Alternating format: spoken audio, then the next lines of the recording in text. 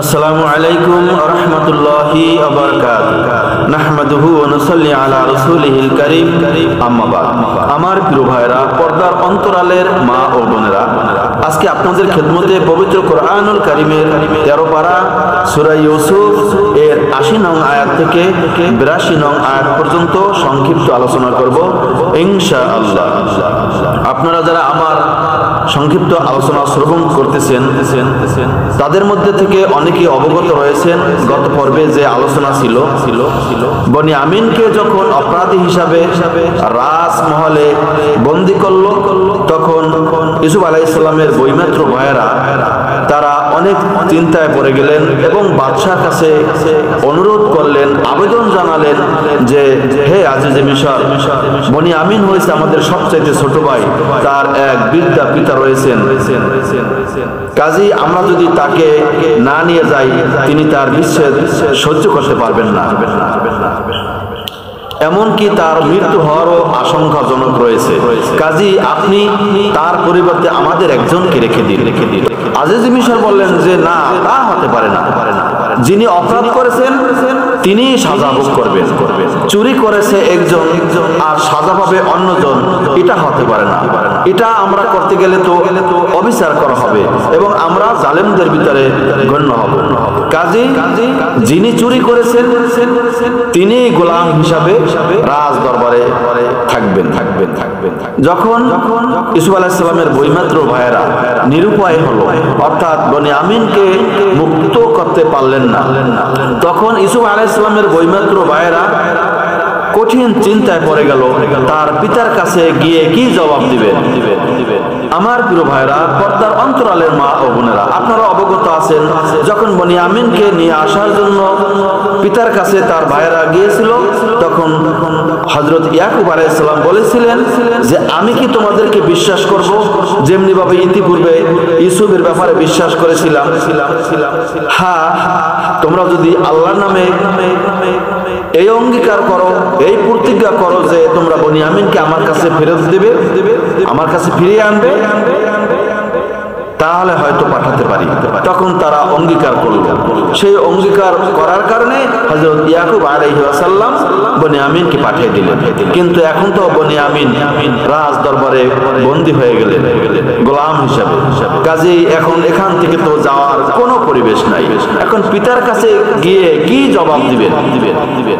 আল্লাহ সুবহানাহু ওয়া তাআলা এই বিষয়টি পবিত্র কোরআনুল কারীমের সূরা ইউসুফের 80 নং আয়াত থেকে বর্ণনা করেছেন। আল্লাহ তাআলা বলেন, অতঃপর যখন তারা বাদশার কাছ থেকে বিমুখ হলো, অর্থাৎ বনি আমিনকে মুক্ত করতে পারলেন না, তখন তারা নির্জনে পরামর্শ করতে লাগলো, তারা গোল মিটিং এ বসলো। তখন তাদের মধ্যে সবচাইতে যে বড় ভাই তিনি বললেন, আলাম তা'লামু আন্না আবাকুম, তোমাদের কি জানা নাই যে আমাদের পিতা কদ আখাযা আলাইকুম মাওসিকাম মিনাল্লাহ, অবশ্যই আমাদের কাছ থেকে অঙ্গীকার গ্রহণ করেছেন আল্লাহর নামে।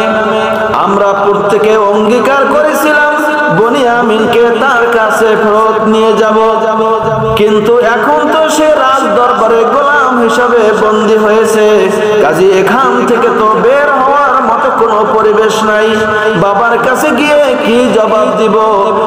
এবং বড় ভাই আরো বলল, ওয়া মিন ক্বাবলু মা ফারাতুম ফি ইউসুফ,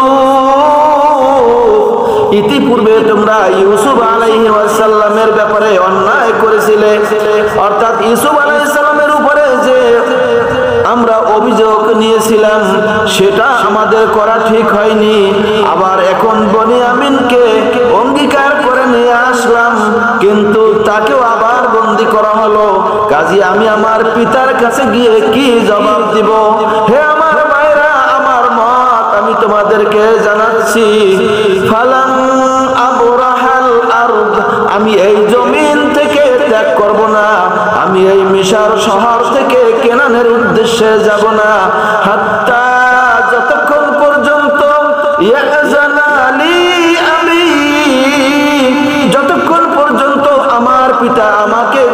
করবেন, অর্থাৎ আমার পিতা যতক্ষণ পর্যন্ত আমাকে দেশে যাওয়ার ব্যাপারে অনুমতি না দিবেন ততক্ষণ পর্যন্ত এই শহর আমি ত্যাগ করব না।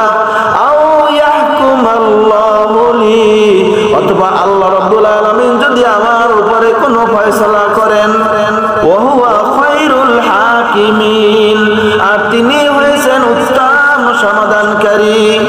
তিনি আরো বললেন, ইরজিউ ইলা আবিকুম, তোমরা নিজেদের পিতার কাছে ফিরে যাও। হে আমার ভাইরা, তোমরা আমাদের আব্বা জানের কাছে ফিরে যাও। ফাকালু, এবং গিয়ে বলো, ইয়া আবানা, হে আমাদের আব্বা জান, ইন্না বুনাকা সারাক, নিশ্চয়ই বিনয়ামিন চুরি করেছে। ওয়া মা শাহিদনা ইল্লা বিমা আলিমনা, এবং আমরা তো তাই ব্যক্ত করছি যা আমরা জানতে পেরেছি। ওয়া মা কুন্না লিল গায়বি হাফিজিন, আর আমরা অদৃশ্য বিষয়ে তো জ্ঞাত ছিলাম না। ওয়াসআলিল ক্বরিয়াতাল্লাতী কুন্না ফীহা ওয়াল ঈরাল্লাতী আকবালনা ফীহা, আর সে জনপদের অধিবাসীদেরকে জিজ্ঞাসা করুন যেখানে আমরা ছিলাম, এবং এ কাফেরার লোকদেরকেও আপনি জিজ্ঞাসা করুন যাদের শামিল হয়ে আমরা এসেছি। ওয়া ইন্না লাসাদিকুন, আর বিশ্বাস করুন আমরা সম্পূর্ণ সত্য কথা বলছি। ইনশাআল্লাহ বাকি আলোচনা পরবর্তী খণ্ডে হবে। আসসালামু আলাইকুম ওয়া রাহমাতুল্লাহ।